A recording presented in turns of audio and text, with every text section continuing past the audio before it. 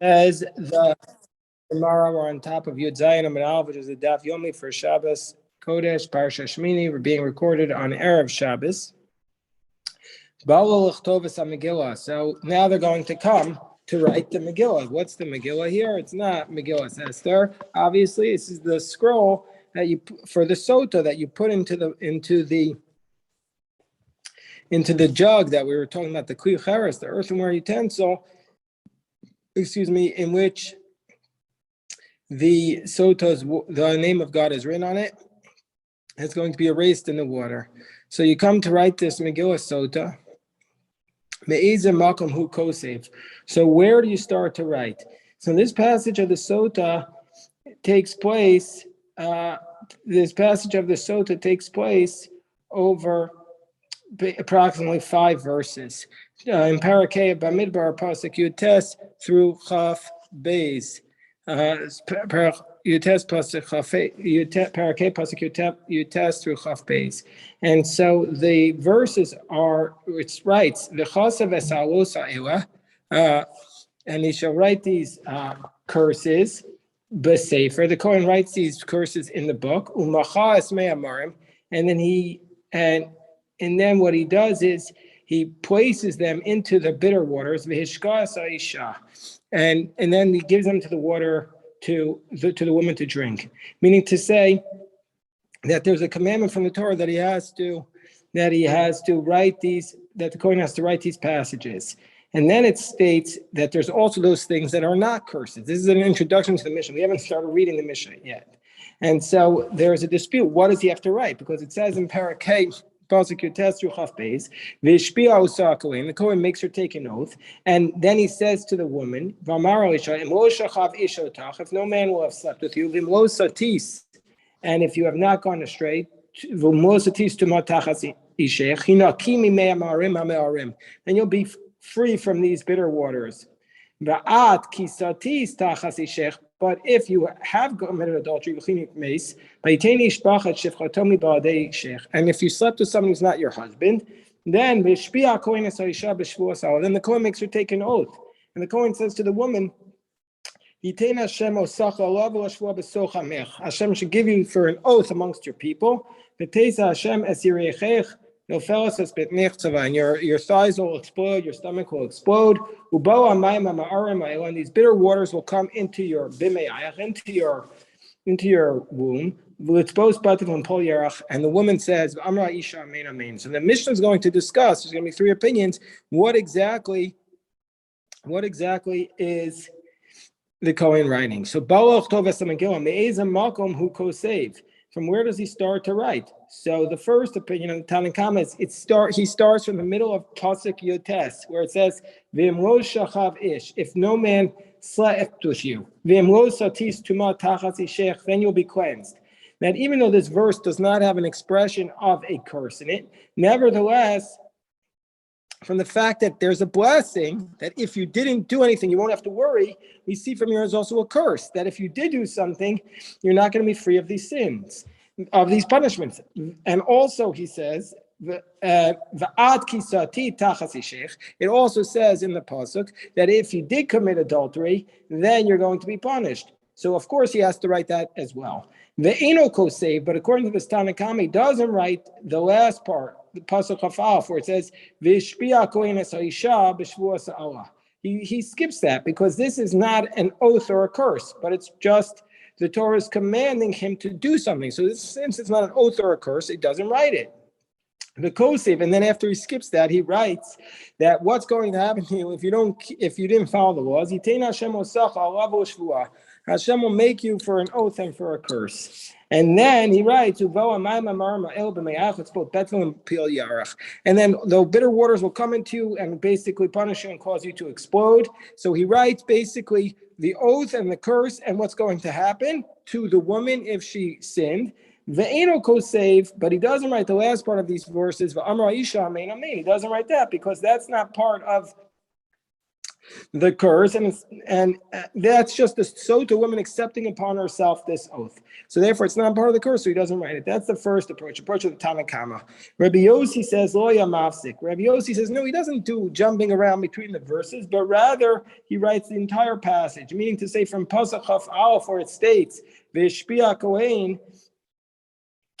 he writes all that from Pasuk Chaf Aleph and also through the end of Chaf Beis where it says Amen Amen. And Rabbi Yehuda gives the third approach. Rabbi Yehuda says Ko Atzmo Eino Kosev. He doesn't write.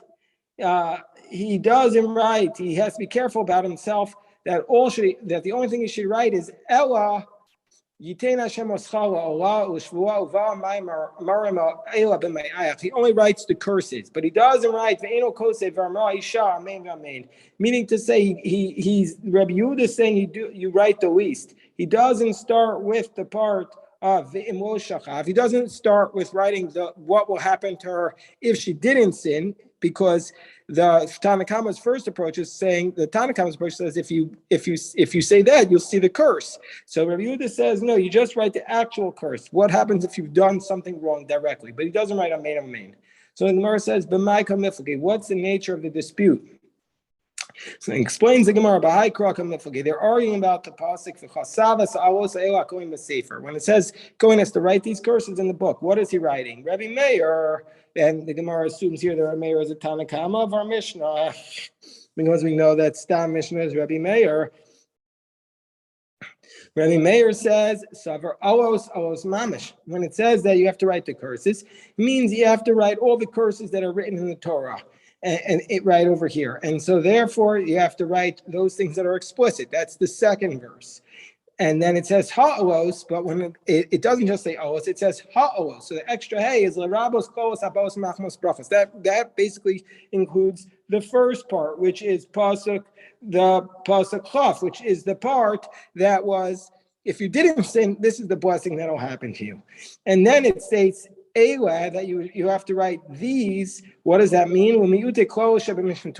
You're writing these curses, but you're not writing the curses in Deuteronomy, which refer in a more general sense to a person who sins. And then it says these sins. So it says in the verse, it says the word ha'ela is coming to tell us Now we don't read the part where he's commanded to write it, and also that the Kohen is commanded to write it, and also the fact that she says amen, amen, those parts are not written. So that's what Rabbi Meir says.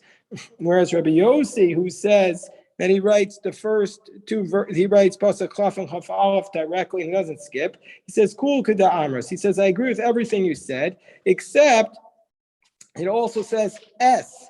It says in the Pasuk, V'shpia Kohen S has Aisha b'shvua Allah. So from the word S, it's coming to teach us, L'rabos, Tzavos, V'kabalos, to teach us that also those things that were commands, that what's the Kohen commanded to do, that also has to be written. And also the fact that she accepts it and says, Amen, Amen, that's also written. Rabbi Meir, however, doesn't say that because Esim lo darish. Rabbi Meir does not write, he doesn't darshan the word S. We know that this is elsewhere in the Gemara. There's a machlokas whether or not you're darshan every time the word S appears. Rabbi Yehuda, remember, what was Rabbi Yehuda's position? And the Rabbi Yehuda says you only write the negative curses, and you don't write the tzivoy, and you don't write the kabbalah, and you just write the negative curse directly. You don't write the positive statement that she didn't sin, from which you can infer the curse. So Rabbi Yehuda kul b'miyute darashalu. Rabbi Yehuda limits everything. How so? Olos, when it says the olos that he writes the curses, olos mamish, only write the actual curse, not the curse which is inferred from the fact that it says if she didn't sin, nothing will happen to her. Ha'olos, l'miyute kolos habos machmos brachos. When it says ha'olos, it's coming to exclude the curses that we can infer from the blessings. Eila, when it says eila, that's l'miyute kolos sheb'mishnah Torah. That's to exclude the curses in the book of Devarim. Ha'elah, when it says the curses, l'miyutei tzavos v'kabalos. That's to exclude the command of the Kohen and the acceptance of the Isha who's a Sotah. Rabbi Meir, Ma'ishna, Hai Hey, Demirabi Bey, Ma'ishna, Hai Hey, Demimai Bey. So the Gemara asks a basic question. How come when it says in the pasuk, it says in the pasuk, it says it says ha'alos. It says ha'alos. From that, Rabbi Meir darshans that it comes to include those klalos which can be inferred. That you have to write that. Ma'ishna hi hey d'mimalei. And then how come it says the word ha'eleh? And Rabbi Meir says that that's coming to exclude the tzavos and the kabbalos. So why does one time he say the ha'alos is to include the klalos that come as a result of the brachos, and the other one is to exclude the tzavos and the kabbalos? Why? So the Gemara explains, hey de gabe ribuyehi. The letter hey, which is written by alos, there Rabbi Meir says it's to include because the word alos in the Torah is coming to teach us what is written in the Megillah of the Sotah, and so therefore the hey that's right next to it is to include, whereas hey the gabe miyuta, but ha'ela there it's limiting it, and so therefore it's miyuta. That's a limitation. So the Gemara says, so why does Rabbi Meir say? And Rabbi Meir says that we need the hey to tell us to include the klos habos machmos brachos. So we see for that Rabbi Meir is of the position that we need to have an inference to teach us this. We need to have a specific letter, ha'alos, to teach us this. So why does Rabbi Meir say we need a specific pasuk? From the fact that it says, Mikal Lav Atashel Me'ayin. Isn't Rabbi Meir of the position that if you say what won't happen, you hear what will happen? And so therefore, why do we need a specific limud to teach it to us? So Amar Rabbi Tanchum, Hina Kiksiv, because the Torah says, Hina Ki, without a letter Yud in between the Hey and the Nun. And that implies the expression of chanika, of strangulation. And so therefore, you could have interpreted the verse, you will be free if you didn't sin. And therefore, it should be expounded on its own. And it couldn't, perhaps not coming to teach us that you're coming to do this, that it needs to be written. So the Gemara now tells us a beautiful agadah, some very, very powerful and special homilies. Darish Rabbi Akiva. So this is now a drasha about marriage and about a husband and wife. So Rabbi Akiva expounds the drasha. Ish v'isha, a man and a woman who marry each other. Zachu, if they merit that they go down the right path and they treat each other properly and respectfully, then the shechina b'neian. Then when they get married, the divine presence is amongst them. How so? You take the yud from ish, and you take the hey from isha, and you're left, and you take that, and all you have is God's name. But let's say they don't walk down the proper path, they don't have God amongst them, then Eishel Chaltan. Then their names, if you take out God from each of their names, all it spells is fire, and the fire will consume them. And they're just fire. Amar Rava says, the Isha difa mi ish. The fire of the woman is going to be worse than the fire of the man, meaning to say it's going to do more damage. Why? My taima hi mitzaref v'hai lo mitzaref, because the woman's name has fire directly. She's fiery because the name of God is at the end of it. It's not interrupted. Whereas the man's name, God's name, is in between the alpha and the shin. So the woman is closer to be fire than the man. Why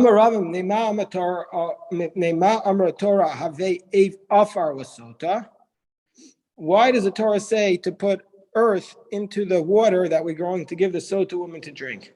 It's to tell us the following idea. Zachta, if she merits, meaning to say if she didn't sin, then she's going to have a child, a son like Abraham. Because Abraham said, I am just earth and ashes. But let's say she doesn't merit to have a child, but let's say she wasn't innocent, but she sinned, then tafsor lafra, then she's going to return to earth. She's going to return to earth, and she's basically going to die. Darash Rava, B'sar Shamar Avram Avinu Vanochi Afar V'Efer. So Rava said, with the reward, because Avram said, I am but earth and ashes. Zachu banav l'shtei mitzvos. As a consequence, his descendants merited 2 mitzvos: the afer of the para, the ashes of the red heifer, which purifies him from the dead. So this is the purification process. Va'afar sotah, and the earth of the Sotah woman. Those are 2 mitzvos that he gets because Abraham said, Anochi afar va'efer. He was humble. Gemara says, "Vayichanami afar kisoy adam." Why don't we say that he also merited the mitzvah of covering over the blood of a bird, an achaya? So Gemara says, "Well, that's not actually a mitzvah. Hasam hechsher mitzvah ika." That is not the actual mitzvah that you required to do it. You basically, it's just what's called a hechsher mitzvah, that you fulfill a mitzvah by doing it, but you're not required.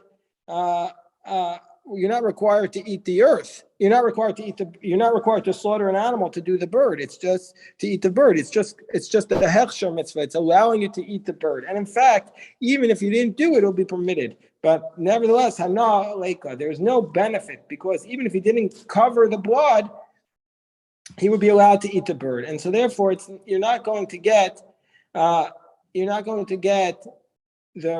receive the reward for the mitzvah in the same manner.